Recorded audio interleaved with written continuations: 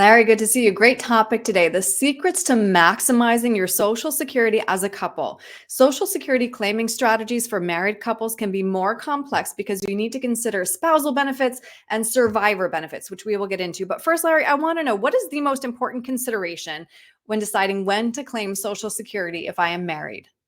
One of the most important is just that is looking at the whole picture as a jigsaw puzzle. I call them government pensions. I mean, it's Social Security. It's something you've worked your whole life for, Yeah. and it's not just that number. It really is about how much is if I'm married, what's my spouse's, what's mine, what's the implications if one of us were to predecease too quickly. So it really is about making sure you consider all the other assets that you have and what you're trying to accomplish with that, and making a very good decision. A lot of times Mhm. we call it math and science. It's based on how long you plan on living, what happens if something happens too soon. So it really is making sure you meet with someone who understands all the complexities of Social Security. Right. And I know you specialize in this, which is why we're talking about it today. So, again, another question: what is the most common mistake you see when married couples are filing for Social Security? There's a couple of common mistakes. One is filing too soon. If Mm, someone thinks that they're going to retire, they just automatically think if they're 62 or 63, I'm retired, I'm filing for my Social Security. Many times they do that and decide to go back to work. They weren't quite ready. Then they run into the earnings test and have some of that money sent back to them. So that's the number one issue, is probably filing too soon. The other part of that is they do not understand the tax implications if they're not back at work. If they don't have an earnings test issue, they do not understand what provisional income means. They do not understand the taxation of that. If one of the spouses is still working, they get a big tax surprise at the end of the year. right. Yeah, no, taxes have to be part of that consideration.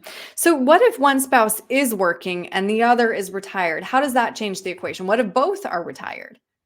That again goes back to the not cookie cutter. There's no answer, exact answer for that. It really is based on, many times, it's the size of the assets within the 401k or other savings they have.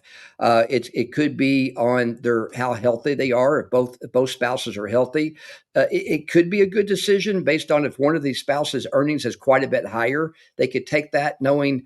I use an example. If one of the spouses is 4 or 5 years older, then maybe it might be a good idea to start it a little bit earlier than the higher earning spouse, because you will get a stepped up in value, a step up whenever the higher earning spouse receives their Social Security at full retirement age. So Mhm. it may be a good idea, but it really is the let's put everything on the table. Let's make sure we look at all the math and the science of how healthy you are to make that decision.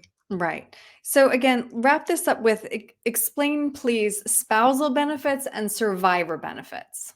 Great thing is, look, spousal benefits, widows benefits. There's a lot of crazy things there that, for a widow, bless them, that they've lost a spouse, is that they can take it as early as age 60. It may not be the right thing because they do take a loss of some of that income, but they can have it as high as 60, or as low as 60. But the big thing there is, kind of give an example. If one spouse was earning, because of their work record, was 3,000 a month and the other was 2,000 a month, upon a death, you get the higher of the two. So you get the 3,000, right? But you lose the $2,000 a month. So many people don't plan for that. I call that a government pension, that you get cost of living adjustments and so forth. If you were to pass away too early in your retirement, the stay-at-home spouse, the surviving spouse, is losing $24,000 a year.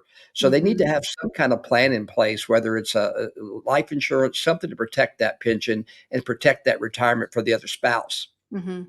Which is why, again, it comes back to claiming strategies. When you claim is so important over the course of your retirement. Larry, it's great to talk this through with you, but it helps kind of underscore why this is such a complicated and important topic. If somebody wants to talk it through with you, how can they reach you? They can call our office, Erin, at 615-216-1048, or they can go to our website at www.sfabridge, excuse me, sfawealth.com. Great. Larry, thank you. Thank you.